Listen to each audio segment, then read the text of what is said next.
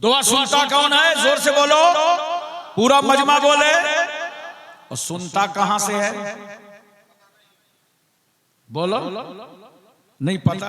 हर जगह से सुनता। अल्लाह सुनता है,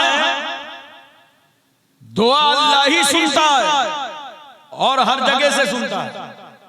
तो मैं अब आपसे पूछता हूं, जब अल्लाह ही सुनता है, हर जगह से सुनता है, तो मखदूम अलाउल हक पलवी की बारगाह क्यों जाते हो? पीराना पीर अखी सिराजुद्दीन के आस्थाने पे क्यों जाते हो? सैयद सुल्तान मखदूम अशरफ कचौचवी की बारगाह क्यों जाते हो? हुजूर अशरफुल औलिया के आस्थाने क्यों जाते हो? अल्लाह ही सुनता है और हर जगह से सुनता है। तो मजारों पे क्यों जानते हो? जानते हो क्यों जाते हैं?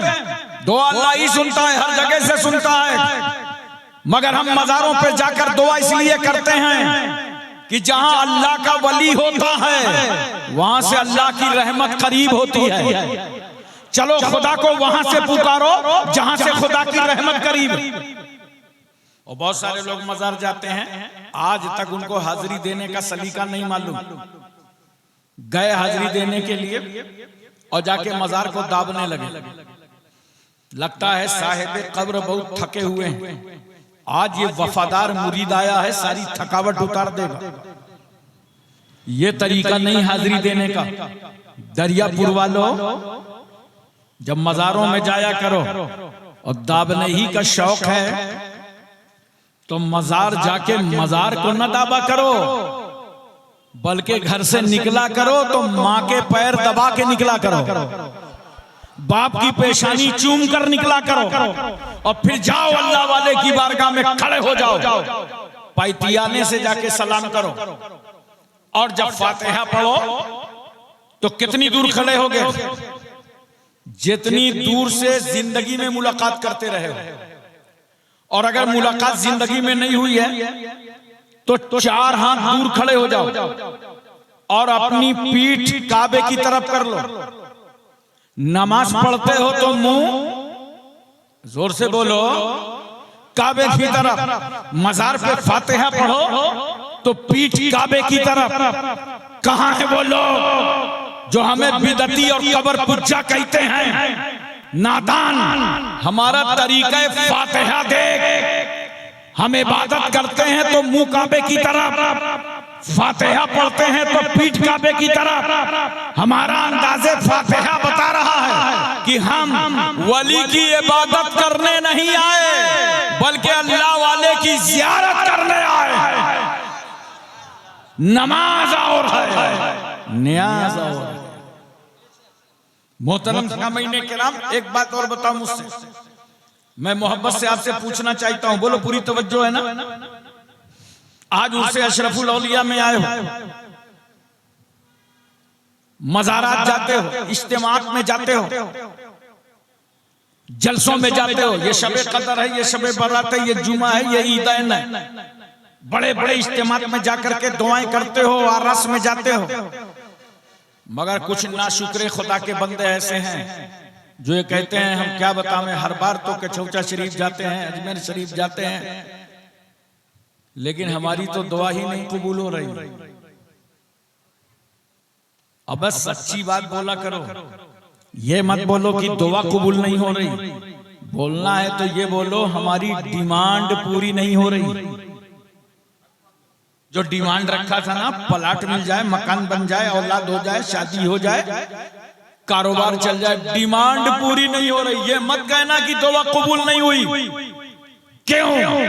जो तुम्हारी जुबानों से दुआ के जुमले निकलते हैं, अल्लाह को अहकमुल हाकिमीन रब्बुल अरबाब काज़िउल हाजात मौला किबरिया बड़ा कबीर समी खबीर। खुदा को कहते हो ना, ऐ अल्लाह तू हाकिम है, हम महकूम, तू नासिर है, हम मंसूर, तू रहीम है, हम मरहूम, तू कादिर है, हम मकदूर, तू मसजूद है, हम साजिद, तू माबूद है, हम आबिद। ऐ अल्लाह, तेरी मर्जी के बगैर एक जर्रा भी हरकत नहीं कर सकता, तेरी मशीयत के खिलाफ कुछ नहीं हो सकता। सब हर चीज पर तू कादिर है। इन्नल्लाह अला कुल्लि शैइन कदीर, हर चाहे पर तू कादिर है। लिल्लाहि मुल्कु समावाति वल अर्द, जमीन और आसमान की बादशाहत तेरे लिए है। जो दुआ में अल्लाह को याद करते हो ना, डिमांड पूरी हो या ना हो, मगर ये जो दुआ के जुमले निकले हैं, ये जो आमीन कहा है, अल्लाह ताला इस दुआ के सदके में तुम्हारे साथ होने वाले हादसे को टाल देगा।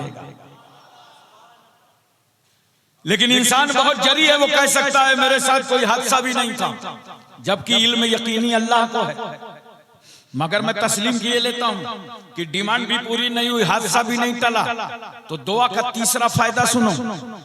मैदान हश्र में अल्लाह तबारक व तआला तुम्हारी इस दुआ को तुम्हारे नामे आमाल में जखीरा कर देगा, नेकियों का जखीरा बढ़ जाएगा।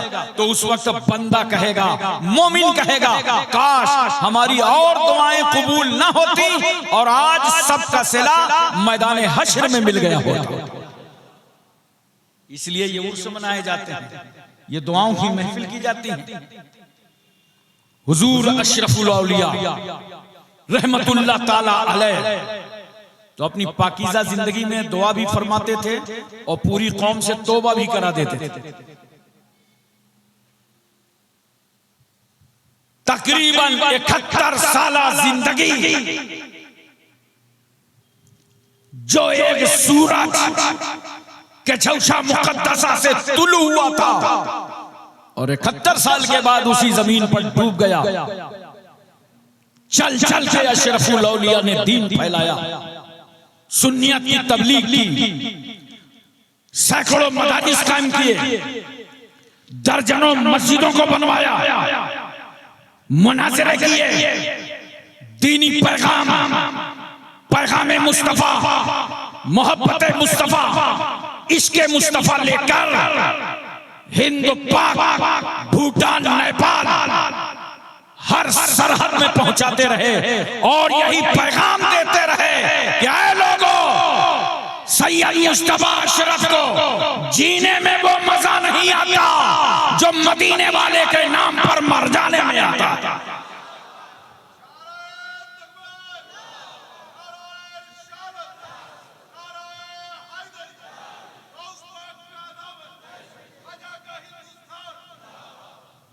मोहतरम सामीन किराम, बंगाल वालों, तुम्हें तो हर कदम अशरफुल औलिया का शुक्रिया अदा करना चाहिए। जो बंगाल में उन्होंने खिदमत की, वरना बंगाल सिसक रहा था, बदअकीदगी सवार थी, दया बना चौराहे चौराहे पे नजर आ रहे थे। इसके रसूल पर डाका डालने वाले हर संत दिखाई पड़ रहे थे। बंगाल की पूरी जमीन चीख रही थी, कांप रही थी और अलाउल हक पंडवी आईना हिंद की रूहानियत कह रहे थी, मौला अब भेज इस जमीन पर अपना बंदा, भेज देने एक बंदा। अशरफुल औलिया आए और आने के बाद गांव गांव जाके करिया करिया, शहर शहर, नगर नगर, डगर डगर दीन मतीन की तबलीग करते रहे और दीन समझाते रहे। जरूरत पड़ी, तुम्हारे घरों में बलाएं आई तो अशरफुल औलिया ने वहां कदम रखकर उन्हें निचोड़ दिया।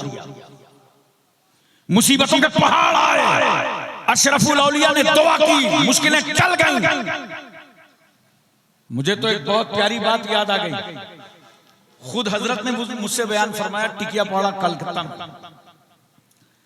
एक कॉन्फ्रेंस में मैं शरीक था, हजरत ही की दावत पर हाजिर हुआ था।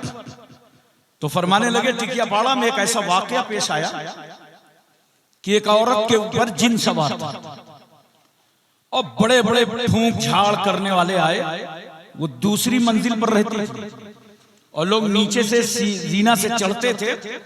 चढ़ते चढ़ते जब दूसरी मंजिल के जीने पे जाते थे तो इतना खतरनाक जिन था, वहीं से उठा के फेंक देता था। सब अपना मुसल्ला तस्बीह लेके नीचे आ जाते थे। ये मुसलसल हो रहा था। तो हजरत बयान फरमाते हैं, हुजूर अशरफुल औलिया कि मौलवी साहब क्या बताएं, वो सब मेरे पास आ गए और कहा, हुजूर चलिए दुआ फरमा दीजिए, हम बहुत परेशानियों से तंग हैं। और वो औरत कपड़े नहीं पहनती थी, उसके बदन पे कोई कपड़े नहीं रहते थे, उतार के फेंक देती थी। बड़े से बड़े दुआ ताबीज करने वाले की हिम्मत ना थी कि उस कमरे में दाखिल हो जाए। तो हजरत ने फरमाया, मैंने कहा चलो चलते हैं भाई, इज्जत मखदूम अशरफ बचाएंगे, इज्जत सैयद सुल्तान अशरफ बचाएंगे। फरमाते हैं मैं चला, खूब दुआएं पढ़ी, अपना इन्हिसार किया, हिसार करके, और मैं जब जीने पे चढ़ा तो हिम्मत करके पहली मंजिल पे चढ़ गया। बोलो सुभान अल्लाह, अरे दिल लगा के बोलो सुभान अल्लाह। उसके बाद फरमाते हैं जब मैं दूसरी मंजिल पर चढ़ा तो मेरे रोंगटे खड़े हो गए। मैं समझ गया बहुत खतरनाक, लेकिन एक सीढ़ी चढ़ा, दो सीढ़ी चढ़ा, और जब दूसरी मंजिल में कमरे वाली सीढ़ी के पास आया तो अंदर से उस जिन ने कहा, ठहरिए सैयद मुस्तफा अशरफ, अंदर ना आइएगा, अभी मैं बरहना हूं, मुझे चादर लाओ। हजरत फरमाते हैं एक चादर लेकर के फेंकी गई, उस औरत ने चादर को लपेट लिया और उसके बाद कहा अब आप ऊपर आ सकते हैं। हजरत फरमाते हैं मैं ऊपर दाखिल हुआ, मैंने कहा भाई इस औरत को क्यों परेशान कर रहे हो, छोड़ो वापस चले जाओ, मुस्तफा अशरफ आया है, निकल जाओ।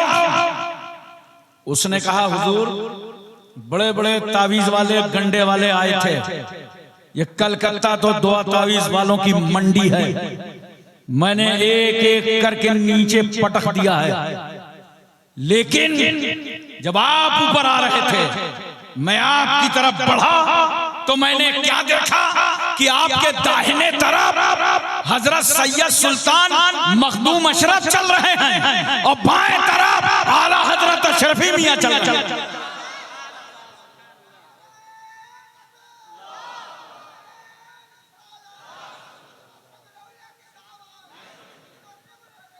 नहीं छोड़ेंगे यार, नहीं छोड़ेंगे। तो उसने कहा, मैं वहीं पर रुक गया, कहा ये जो बुजुर्ग आ रहे हैं आने दो, आज इनके सदके में मखदूम अशरफ की जियारत हो रही है, आला हजरत अशरफी मियां की जियारत हो रही है, मैं कचौचा कर निकाला हुआ हूं, आज आपके सदके में मखदूम कचौचा की जियारत हो गई है, अब आप जो कहेंगे वो। हजरत ने फरमाया इसे छोड़ो, वापस चले चले। हुजूर अशरफुल औलिया फरमाते हैं उसी वक्त वो औरत बेहतर। बोलो मोहब्बत से सुभान अल्लाह। मोहतरम हामीन किराम, तवज्जो करने का मकाम है।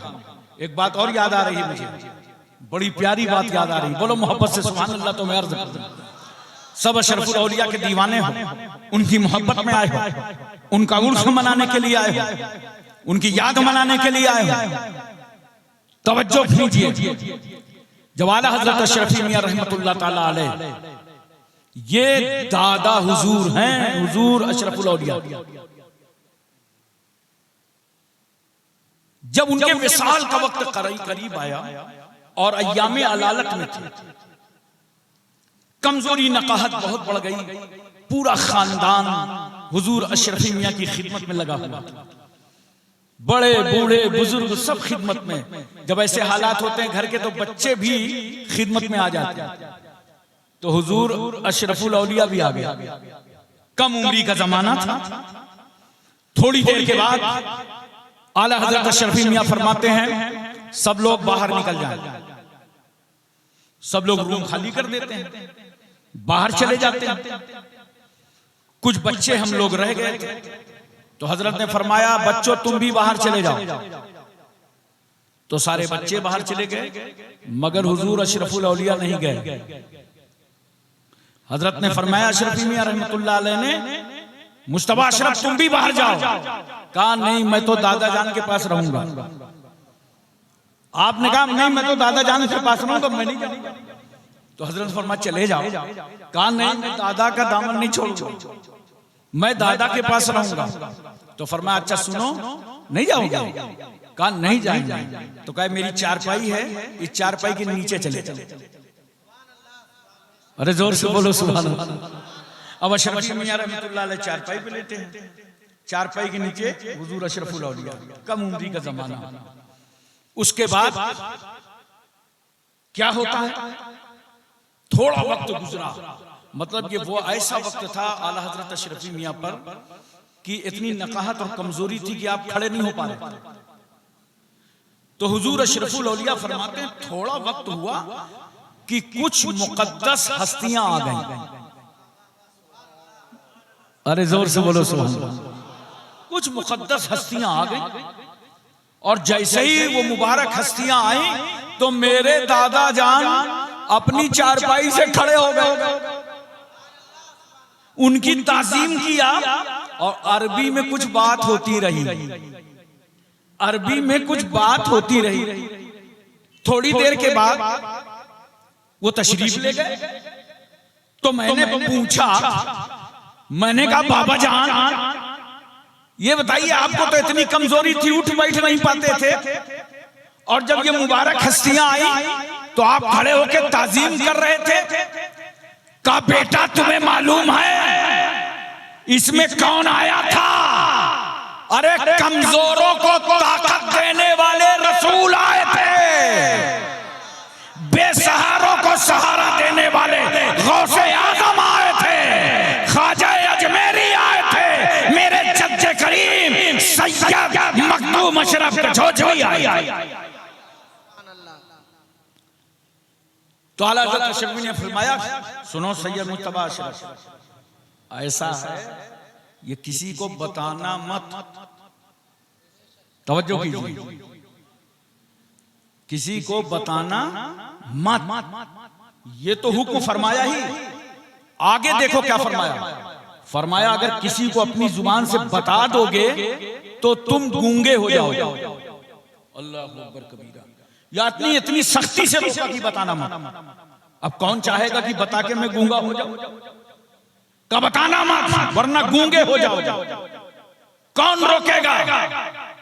आजकल के पीर साथ में एजेंट रखते हैं, बोलो जबरदस्ती वो करामतें गढ़ा करते हैं। ट्रेन छूट जाए तो करामत और ट्रेन मिल जाए तो करामत।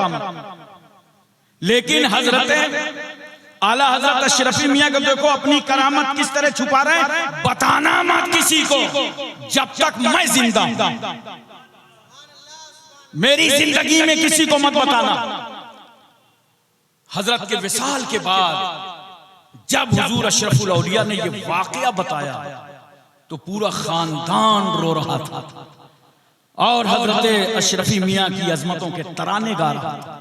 और हुजूर अशरफुल औलिया जब इस वाकये को बयान किया करते थे तो अक्सर और बेशतर मुरीदीन में रो रो के बयान किया करते थे। वो शख्सियत है, वो जाते गिरामी है हुजूर अशरफुल औलिया, जिनके उर्स की सआदत अल्लाह ताला ने दरियापुर वालों को अता फरमाई। मोहतरम सामईन किराम, एक करामत तो हुजूर अशरफुल औलिया की ऐसी है जिसमें आधा मैं शरीक हूं उस करामत के देखने में। बोलो मोहब्बत से सुभान अल्लाह। आधा नहीं आप पूरा कह सकते हैं। एक बार हुजूर अशरफुल औलिया मेरे मादरे वतन तशरीफ ले गए। मेरी पैदाइश जो है वो उत्तर प्रदेश में एक शहर है फतेहपुर, उसका एक महल्ला है अस्ती। वहां रसूल मदनी कॉन्फ्रेंस थी तो हजरत को मैंने मदू किया और हुजूर कादरी मियां साहब किबला भी थे। जब हजरत फतेहपुर शहर तशरीफ ले गए तो एक सूफी साहब थे, उन्होंने आके मुझसे बड़ी मिन्नत समाजत की, काम मेरे घर हजरत को ले चलें आप। मैंने कहा नहीं भी हजरत का प्रोग्राम है, जहां है वहीं तशरीफ लाएं। अरे बोले बड़ा करम होगा, बड़ी इनायत होगी। मैंने कहा हुआ क्या? कहा क्या बतावें, घर में 5 बेटियां हो गई हैं मेरे, और मैं चाहता हूं कि आज हजरत के कदम मुबारक पड़ जाएं तो अल्लाह इनकी दुआ से मुझे एक बेटा अता फरमा दे। तो मुझे भी बड़ा तरस आया। मैंने कहा चलो भाई लगे हाथ, ये सूफी साहब का काम हो जाए, बहुत अच्छा है। हजरत से मैंने गुजारिश किया, मैंने कहा हुजूर ये सूफी साहब आए हैं, बहुत बसीद हैं, चलिए इनके घर चाय पी लीजिए चल करके। और हजरत इतना मुझ पर करम फरमाते थे कि फौरन राजी हो कहा चलो चलो। तशरीफ ले गए, चाय वाय पी के फारिग हुए, सूफी साहब आए, मैंने बैठाया। मैंने कहा हजरत ये सूफी साहब की बीवी उम्मीद से हैं, हालत हमल में हैं, 4-5 बच्चियां ऑलरेडी इनके घर में हैं। अब ये चाहते हैं कि हजरत दुआ फरमा दें तो मेरे एक बेटा पैदा हो। ये बड़ी तमन्ना लेके आए हैं कि औलादे नूरुलैन आए हैं, मखदूम अशरफ की मानवी औलाद आई है, खानदान रिसालत के वो फर्जंद तशरीफ लाए हैं। हुजूर दुआ फरमा दो, हुजूर दुआ फरमा दो। अल्लाह अकबर कबीरा। तो हजरत ने दुआ फरमा दी, जाओ मियां मैं अल्लाह से दुआ करता हूं, अब पैदा होने वाला तुम्हारे घर में बेटा पैदा होगा। अरे मोहब्बत से बोलो सुभान अल्लाह। पैदा होने वाला बेटा पैदा होगा। सूफी साहब थोड़ा बहुत चालाक थे, कहने लगे हजरत नाम क्या रखेंगे? उन्होंने सोचा लगा नाम भी पूछ लो। कहा हुजूर नाम क्या रखेंगे? मगर आज तो अशरफुल औलिया का दरिया रहमत फैज पर था, सावन भादों की तरह आज बरस रहा था। हजरत ने फरमाया अनवार अशरफ नाम रखना। तो सूफी साहब कुछ ऊपर नीचे हुए, कहा एहरार अशरफ रख लेना। यानी सूफी साहब ने लागा दो नाम पूछ लिए। तवज्जो कीजिए जरा सा, दो नाम पूछ लिए। और वही हुआ दोस्तों, जब कुछ महीने के बाद मैं फतेहपुर अपने वतन हाजिर हुआ और सूफी साहब के घर गया तो वो बच्चे को लेकर के आए, तौलिया में लपेट कर। हमने कहा कौन सूफी साहब?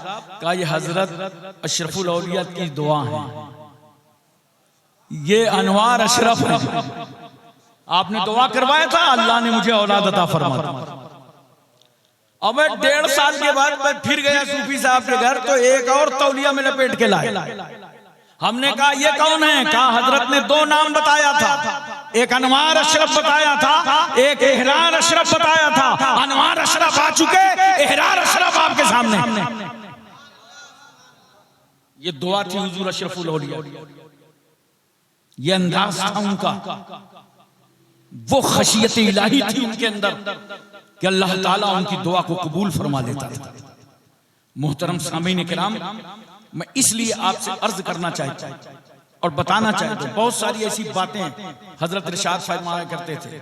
आज मैंने जहांगीर भाई को बताया, इनके घर में दस्तरखान लगा, खाना खाने जा रहा था, कहा सिलिपची लाओ, हाथ धोला। मैंने कहा सुनिए हुजूर अशरफुल औलिया फरमाते थे, अरे भाई हाथ धो के खाना खाया करो, कभी भूखे नहीं रहोगे।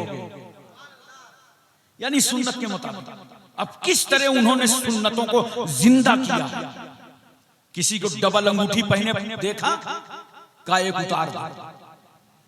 4.5 मासा से कम की चांदी की एक अंगूठी एक नक की जायज है। सोना पहने देखा, का इसे उतार दो। नाम लोग बिगाड़ते हैं ना, कोई रहमान कहता है, कोई गफ्फार कहता है। आप फरमाते थे नहीं, रहमान अल्लाह की शान है, गफ्फार अल्लाह की शान है। अब्दुल रहमान बोलो, अब्दुल गफ्फार बोलो। कदम कदम पर जिस जाते गिरामी ने मुरीदों को तालीम और तरबियत दिया हो और सुन्नत रसूल पर चलने का तरीका सिखाया हो, मैं आज आपको समझाऊंगा। ये हमारी तुम्हारी निस्बतें हैं औलिया किराम से, बुजुर्गाने दीन से। आज अपनी निस्बत को और पुख्ता करके जाओ। देखो कुरान कहता है वत्तखिज़ू बि मकाम इब्राहीम मुसल्ला, मकाम इब्राहीम को मुसल्ला बनाओ, मकाम इब्राहीम पर नमाज पढ़ो। ये मकाम इब्राहीम है क्या? एक पत्थर है जिस पर इब्राहीम अलैहिस्सलाम ने खड़े होकर के काबे की तामीर की। जैसे हम लोग इंडिया में दीवार ऊंची हो जाती है तो चहली लगा लेते हैं।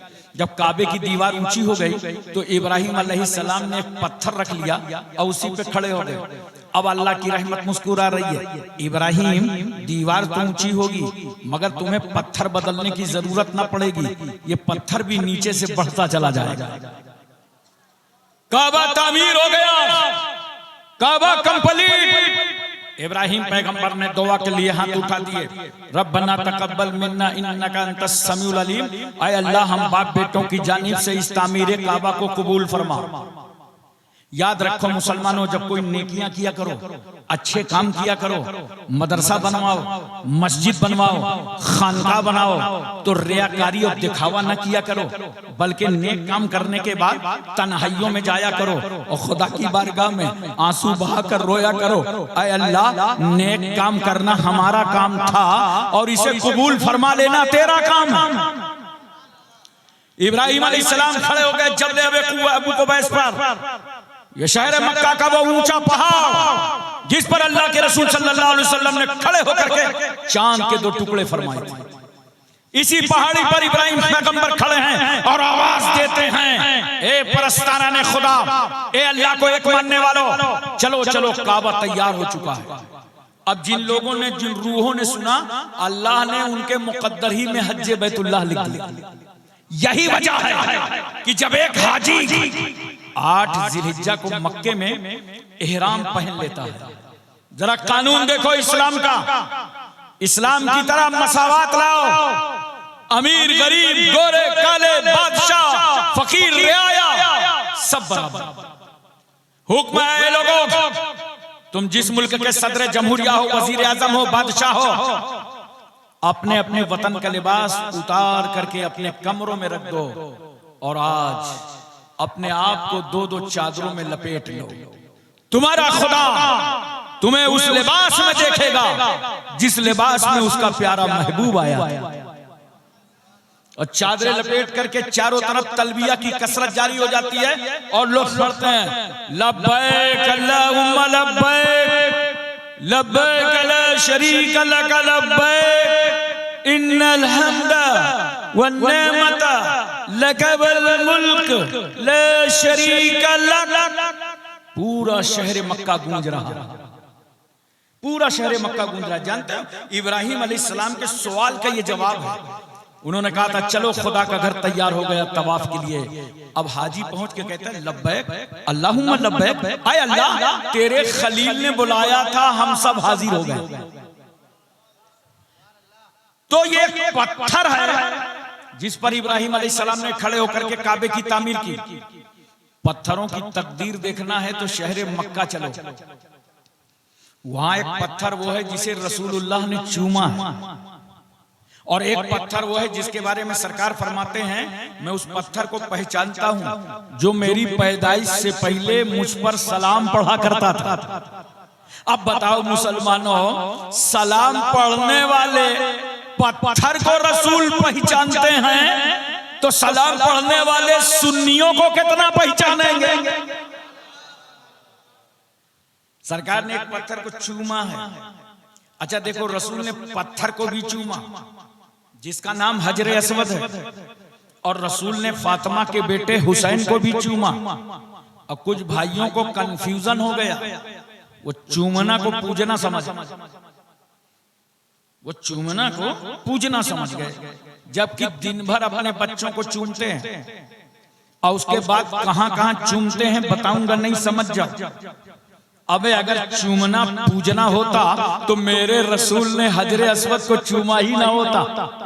नबी ने हजर अस्वद को भी चूमा और नबी ने फातिमा के बेटे हुसैन को भी चूमा। यहीं से तो हम सुन्नियों को अकीदा मिल गया कि अगर हजर अस्वद की तरह हजर मिले तो चूम लो और हुसैन की तरह बशर मिले तो चूम लो।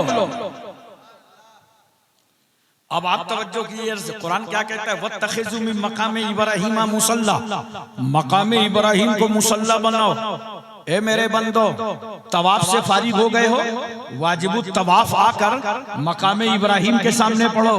हमने कहा अल्लाह पत्थर के सामने नमाज, काबे के होते हुए, मिज़ाब रहमत की मौजूदगी में, हतीम काबा के होते हुए, मस्जिद हराम के रहते हुए पत्थर के सामने नमाज। खुदा की रहमत मुस्कुरा पड़ी।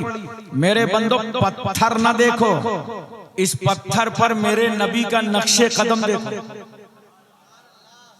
इस पत्थर से मेरे नबी का पैर छू गया, इसलिए इस जगह नमाज पढ़ो ताकि खुदा की इबादत भी होती रहे और मेरे नबी की यादगार भी बरकरार रहे।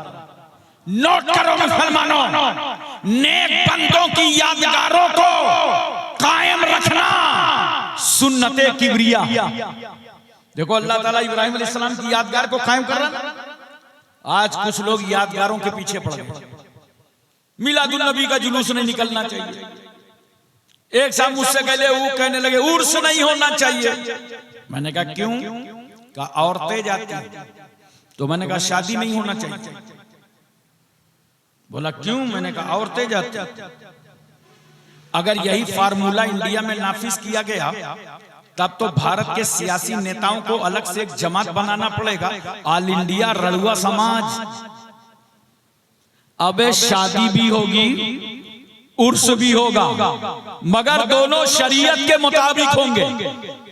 बोलो मोहब्बत से सुभान अल्लाह। दोनों शरीयत के मुताबिक होंगे। जरा गौर से देखना, बात बिल्कुल समझ में आ जाएगी। ये देख रहे हो ना?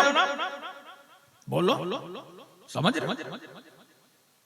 इसे क्या कहते हैं बताना मत, मगर इसका कितना ख्याल रहता है।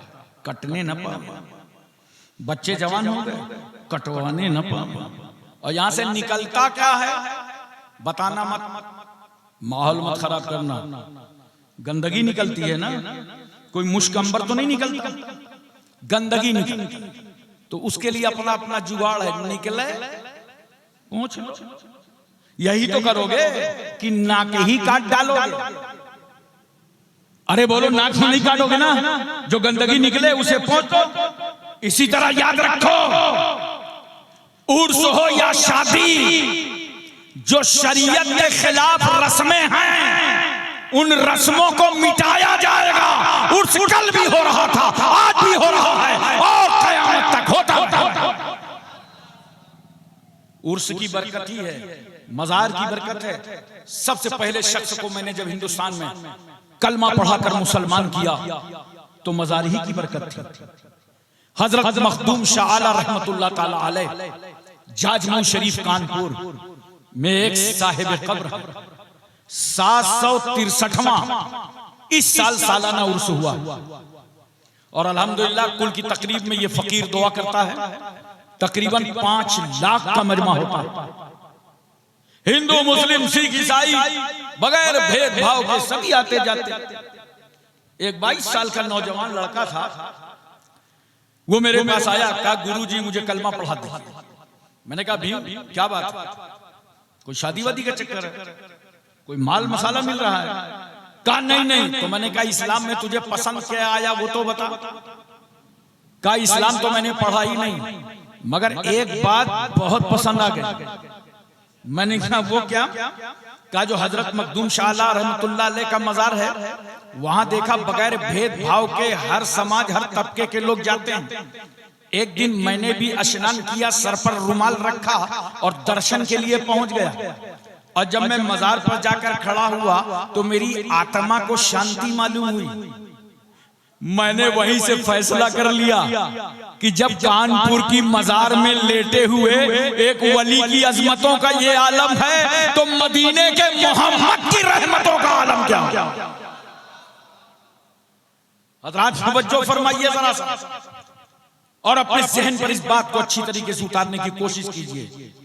ये जो आरास होते हैं मनाइए ही नहीं, और अपने बुजुर्गों की तालीम लोगों तक जिंदा रखिए, उनकी तालीम को पहुंचाएं, उनके पैगाम को पहुंचाएं। अब एक बात मुझको बताइए आप हज़रात, पानी पीते हो ना, जरा हुआ करो थोड़ा सा,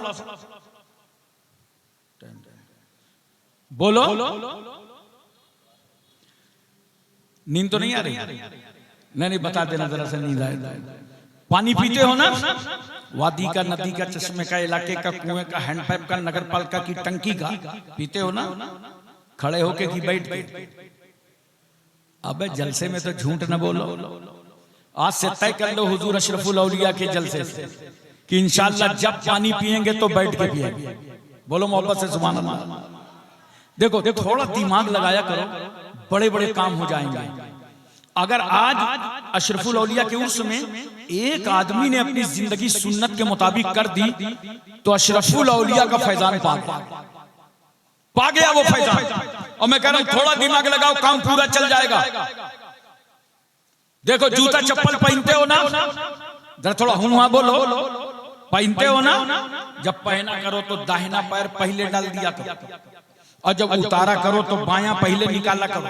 देखो काम भी चल गया, सुन्नते रसूल भी अदा हो गई। पैजामा पहनते हो ना, इतना खामोश हो लगता है सब नागालैंडी हो। अरे पैजामा पहनते हो ना, जब पैजामा पहनो तो बैठ जाओ। देखो काम भी चल गया, सुन्नते रसूल भी अदा हो गई। खाना खाते हो ना, दस्तरखान लगा लो, नमक से शुरू करो, नमक पे खत्म करो। 70,000 बीमारियों का इलाज है। और जब दस्तरखान में हाथ धुलाओ तो जो सबसे कम उम्र हो पहले उसके हाथ धुलाओ। क्यों? अगर बड़े बड़े लोगों के हाथ धुलाओगे तो छोटा वाला बैठे बैठे सोचेगा या अल्लाह, जहां ऐसी ऐसी पर्सनालिटीज हों, खुदा खैर करे, उधर का माल इधर सप्लाई होगा या नहीं, तो बच्चे का दिल टूटेगा। और इस्लाम दिल तोड़ने नहीं आया, इस्लाम तो टूटे हुए दिलों को जोड़ने के लिए आया। पहले कम उम्र के हाथ धुलाओ और जब खाने से फारिग हो जाओ तो जो सबसे बुजुर्ग हो उसके हाथ धुलाओ, ताकि उसकी अजमत का परचम भी लहराता नजर आए। और प्लेट साफ करना, बहुत सारे लोग जानते हो दस्तरखान साफ कर देते हैं, प्लेट नहीं साफ करते। ये प्लेट साफ करोगे ना तो प्लेट अल्लाह की बारगाह में तुम्हारे लिए दुआए मगफिरत करेगी। बोलो, अपनी जिंदगी गुजारोगे, अपनी जिंदगी में तब्दीली लाओगे, अशरफुल औलिया की मोहब्बत में अपने आप को बदलोगे। बदलो, उनका उर्स हो रहा है, बदलो, अशरफुल औलिया के नाम का जलसा हो रहा है। लाओ तब्दीली अपने आप में। देखो, सारा पानी जो पीते हो तो बैठ कर, और अगर कोई आबे जमजम ला के दे दे, जोर से बोलो, खड़े होके सारा पानी बैठ के, आबे जमजम खड़े होके। क्यों भाई? सारा पानी बैठ के, आबे जमजम खड़े होके। तो आप कहेंगे हजरत ये आबे जमजम है इस्माइल अलैहिस्सलाम की एड़ी से छू गया, इस्माइल अलैहिस्सलाम की एड़ी से टच हो गया। अच्छा, एक पानी नबी की एड़ी से छू जाए तो उस पानी की ताजीम। अब हम आप तो पीते ही हैं खड़े होके। मुझे हैरत तो उन लोगों पर है, आबे जमजम को वो भी खड़े होके पीते हैं जो नबी के लिए नहीं खड़े होते, वो भी आबे जमजम खड़े होके पीते हैं। अब मुझे एक बात बताओ मोहब्बत के साथ, बोलो तवज्जो है ना, जहन हाजिर है। आप हज करके वापस आए, दरवाजे पे भीड़ लगने लगी।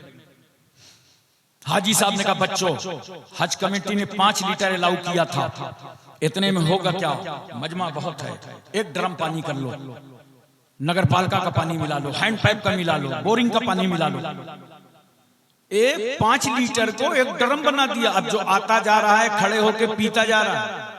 मैंने कहा दरियापुर वालों, आबे जमजम को खड़े होके पीते तो बात समझ में आती, ये दरियापुर वाले पानी के लिए क्यों खड़े हो गए? तो आप कहेंगे हजरत ये मालदा वाला पानी मक्के वाले पानी से मिल गया है, इसलिए इस पानी की ताजीम हम कर रहे हैं।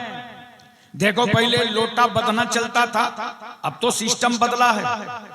और जैसे ही लोटा लेकर के वजू किया, वजू करने के बाद जितना पानी बचा क्या करते थे चचा? खड़े होकर पी लेते थे। मैं पूछ रहा हूँ खड़े होकर क्यों पीते थे? तो आप कहेंगे इसलिए कि वजू का पानी है। मगर फिर मैं आपसे पूछता हूँ, वजू का नहीं है, वजू वाला तो बह गया। जिससे वजू किया ना, हाथ धोया कंट्रोल से बाहर, चेहरा धोया कब्जे से बाहर, पैर धोया गिरफ्त से बाहर, तो जिससे वजू किया वो तो नाली में बह गया, और जो बचा है उससे वजू किया ही नहीं है, वरना ये भी बह गया होता। इस बचे हुए के लिए क्यों खड़े होते हो?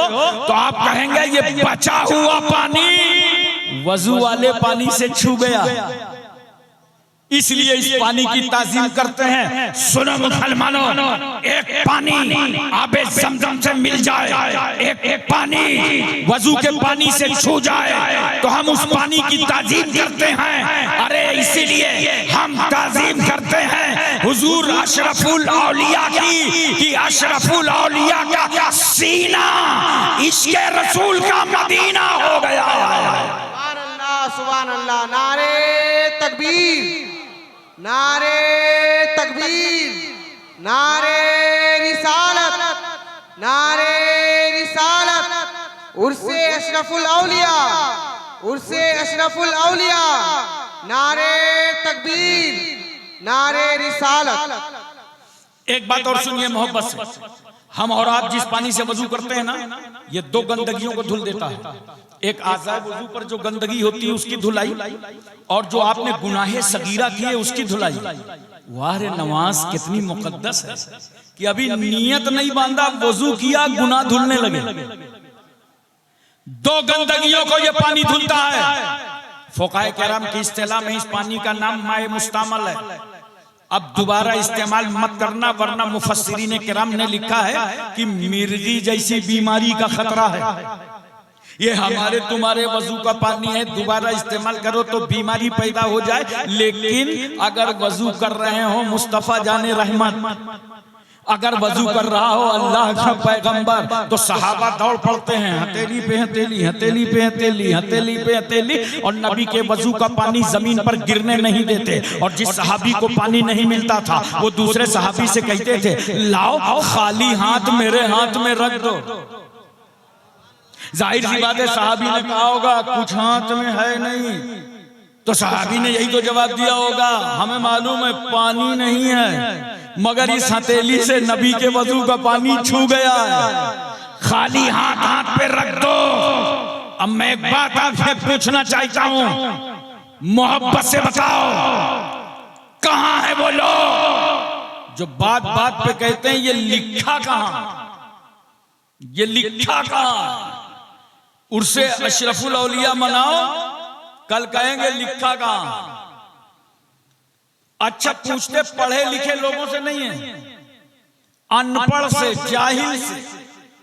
बेचारा चाय वाला चाय बना रहा है, उसके पास पहुंच गए, काबे कलुआ ये फातिहा लिखा कहां? पान वाला पान लगे लपेट रहा है, लगा रहा है कट्ठा चूना बराबर, और जा गए उसके पास, कहे अबे बफाती ये सलाम लिखा कहां है? उसका मूड खराब हो गया, अब तक तो बराबर लगा रहा था, अब चू नहीं चूना, चू नहीं चूना, चू नहीं चूना। किससे पूछ रहे हैं? जाहिल से पूछ रहे हैं लिखा कहां। और कुरान क्या कहता है? फसलू अहला जिक्र इन कुंतुम ला तालमून, जिन बातों का तुमको इल्म ना हो वो अहले इल्म से पूछ लिया करो, वो उलमा से पूछ लिया करो। इन्होंने पलटी मार दी, कहा अल्लाह तूने कहा था अहले इल्म से पूछो, हम जाहिलों से पूछेंगे ये लिखा कहां है, ये लिखा कहां है? पूछने वालों बड़ी हिम्मत है पूछने की, ये लिखा कहां है? तो मेरा रसूल वजू कर रहा है और सहाबा नबी के वजू का पानी जमीन पर गिरने नहीं दे रहे। हदीस शरीफ का मफहूम है, ऐसा दौड़ रहे थे सहाबा, लगता था आपस में झगड़ा हो जाएगा, पानी जमीन पर गिरने नहीं दे रहे। चल हिम्मत है तो पूछ सहाबा से ये लिखा कहां है? जुरत पूछ सहाबा का ये लिखा कहां है कि जब नबी वजू करें तो नबी के वजू का पानी जमीन पर गिरने न देना। अरे बताइए लिखा कहां है? पूछ, है हिम्मत? तुम्हारे हिम्मत नहीं है, तुम नहीं पूछ सकते, मगर हम अहले सुन्नत हैं, अहले मोहब्बत हैं, अहले निस्बत हैं। हम खाकसारी इनकिसारी के साथ सहाबा के दरबार हाजिर हुए। हमने कहा इज्जत माफ सहाबा, रिफत माफ सहाबा, तकद्दुस माफ सहाबा, इस्मत माफ सहाबा, आपके कदमों पर हमारे माँ बाप कुर्बान। ये तो बताइए अल्लाह का रसूल जब वजू कर रहा था और वजू का पानी गिर रहा था तो आपने जमीन पर गिरने नहीं दिया, ये लिखा कहां है? ये लिखा कहां है? तो सहाबा का अमल बोलेगा। अरे नादान, ये हमारे इश्क की किताब में लिखा है, इश्क की किताब में लिखा है कि हम अदाए आशिकाना दिखाते जाएं और मुस्तफा खामोश होकर उसे साबित फरमाते चले जाएं। सुनो, इश्क वो चीज है, इश्क वो मरहला है जहां शरीयत के मुताबिक हर तरीके का इश्क करो। कोई कहे दलील क्या है? कहना दलील यही है कि शरीयत के मुताबिक है। ये सहाबा का इश्क था, नबी के वजू का पानी जमीन पर गिरने नहीं दे रहे, तबर्रुक बना रहे हैं। नबी के वजू का पानी शिफा, और हमारे तुम्हारे वजू का पानी अगर लग जाए दोबारा तो बीमारी का खतरा। अब पता चला ना कि उम्मती के वजू का पानी नबी के वजू के पानी के बराबर नहीं है। अरे बोलो ना, अब जब हमारा तुम्हारा वजू का पानी नबी के वजू के पानी के बराबर नहीं है तो कोई उम्मती कैसे नबी के बराबर हो सकता? कोई उम्मती कैसे रसूल के बराबर हो सकता है? आजकल देखो हर एड़े टेढ़े अहिले बहिले को मैं रसूल की तरह, मैं नबी की तरह। अबे ये बात अपनी बीवी से कह के देख, इतने मारेगी कि गिनेगी भी नहीं। लूला लंगड़ा होके मेरी तरह बन रहा है। जो बात तुम्हारी बीवी न बर्दाश्त कर सके वो नबी की शान में बोलते हो, वो रसूल की शान में बोलते हो। अच्छा, पहले की औरतें अपने शौहरों की बहुत फर्माबरदार होती, बताओ भाई, बोलो। अरे ये तो शादीशुदा वाले ही बता सकते हैं, बहुत फर्माबरदार होती थी। मगर अब ये पोस्ट ट्रांसफर हो गई, अब शौहर खुद ही फर्माबरदारी करने लगा। लेकिन आज भी अगर कोई कनीज़े फातिमा हो शौहर की खिदमत करने लगे तो दाहिने तरफ कपड़े धुलेगी तो बाएं तरफ मुंह करेगी, इतनी बदबू।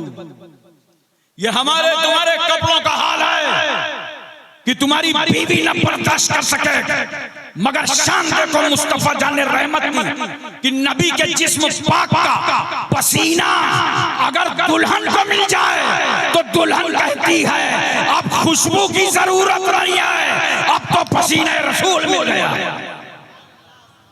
नबी जिन गलियों से गुजर जाए ना तो सहाबा कहते थे रास्ता पूछने की जरूरत नहीं है, चले चलो, रास्ते की खुशबू बता रही है कि अल्लाह का रसूल यहीं से गुजरा है, अल्लाह का पैगंबर यहीं से गुजरा है, अल्लाह का हबीब यहीं से गुजरा। हजरात एक बात बताओ, एक लोटा पानी में अगर किसी का वजू हो जाए तो दूसरा लोटा फजूल पानी बहाने की इजाजत नहीं है। पूरी तवज्जो है ना। माहिरीन कहते हैं पहली जो जंगें हुई हैं तेल के नाम पे हुई है।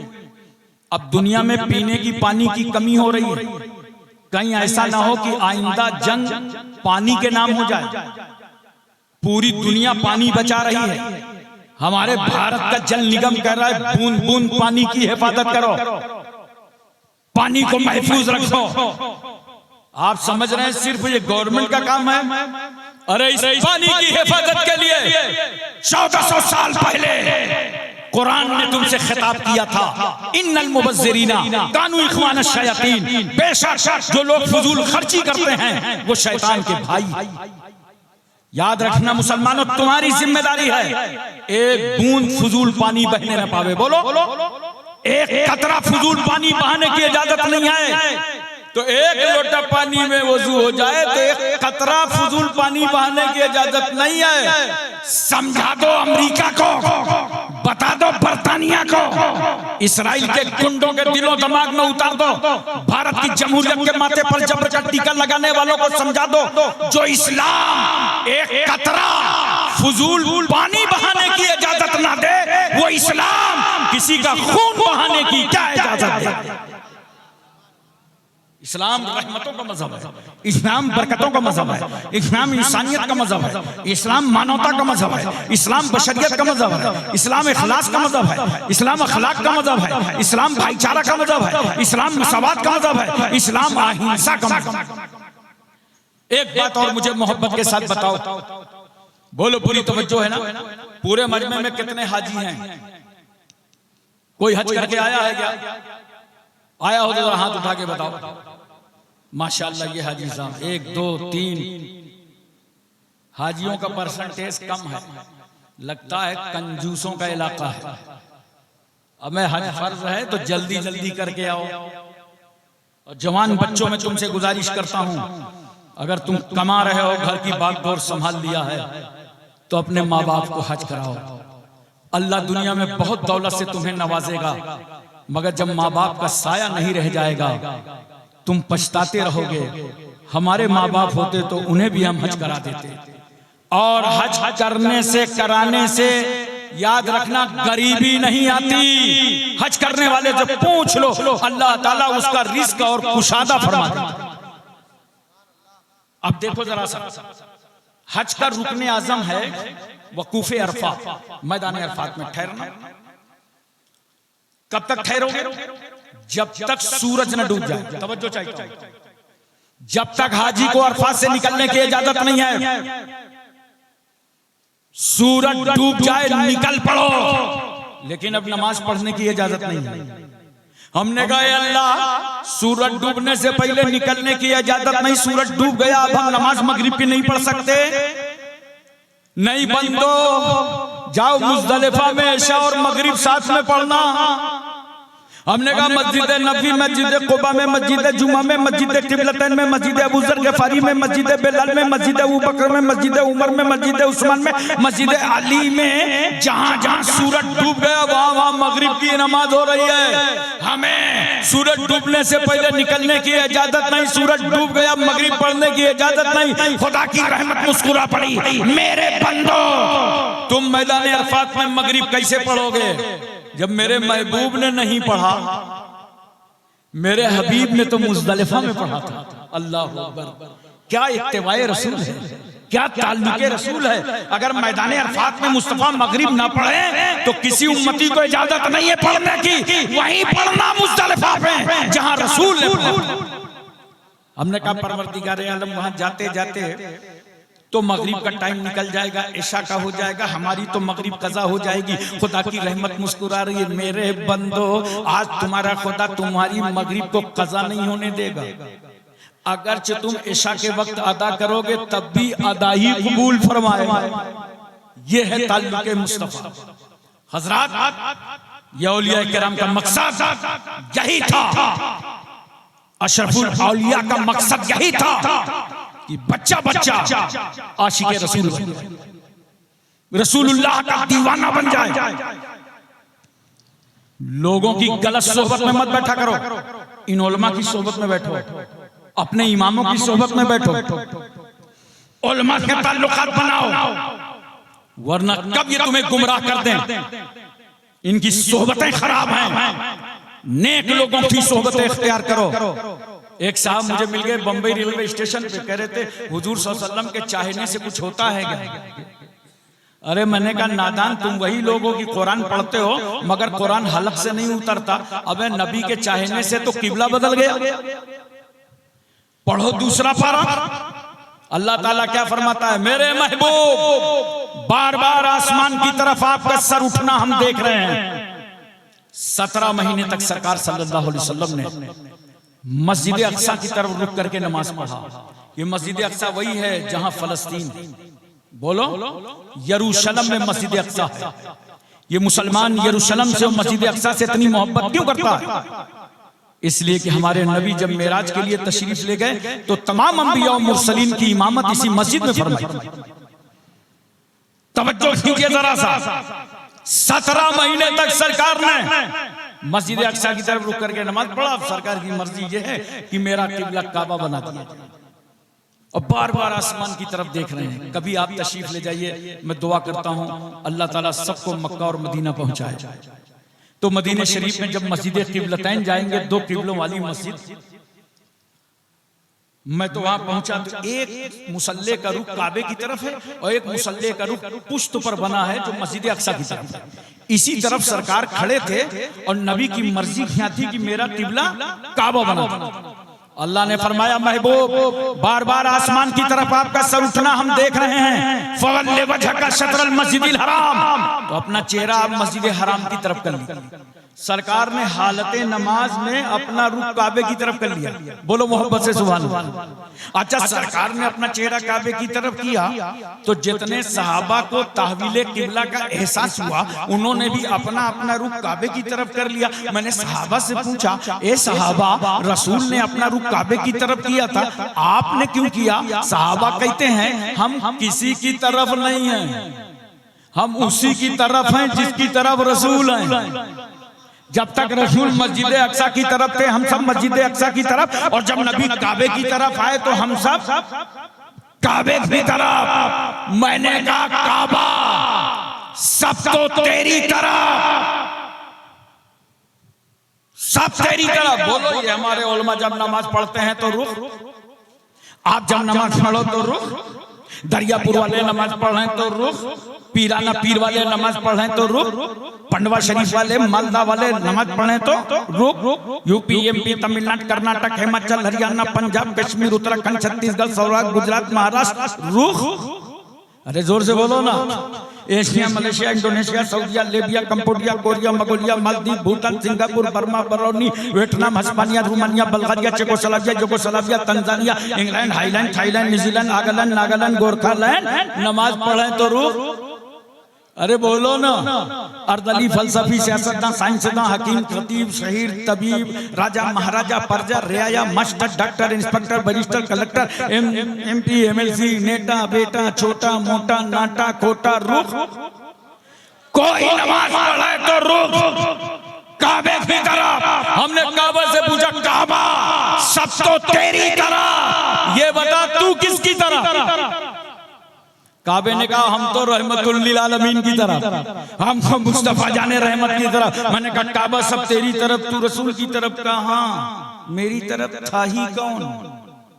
सब तो मस्जिद अक्सा की तरफ लगे थे। मेरी तरफ लाने वाला यही रसूल है, मेरी तरफ लाने वाला यही पैगंबर है। और जब रसूल मेरी तरफ आ गए तो मैं रसूल की तरफ। इसीलिए तो आला हजरत फाजिले बरेलवी फरमाते हैं, हाजियो आओ, हाजियो आओ, शहनशाह का रौजा देखो। काबा तो देख चुके, काबे का काबा देखो। काबा तो देख चुके, काबे का काबा देखो। दोस्तों, नबी की इत्तिबा में आओ और नबी की मोहब्बत में आओ। मैं एक बात सिर्फ आखिरी आपसे अर्ज कर दूं, ताकि हुजूर अशरफुल औलिया का फैजान आपको मिल जाए। कपड़े पहनो, लिबास पहनो शरीयत के मुताबिक।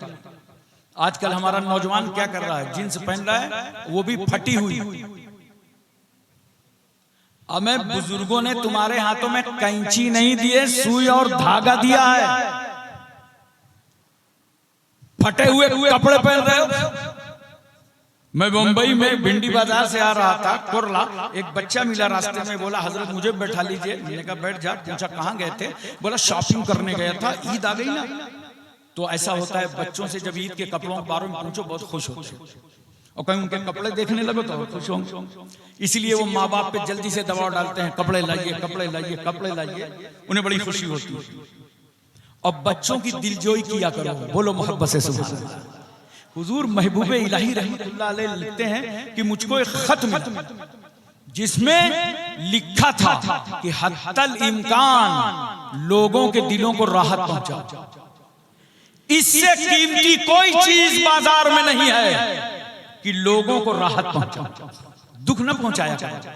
किसी की गीबत, बुराई, चुगली, किसी के दिल खराश, किसी को सताना, इससे कोई अल्लाह की खुशनुदी नहीं हासिल हो सकती।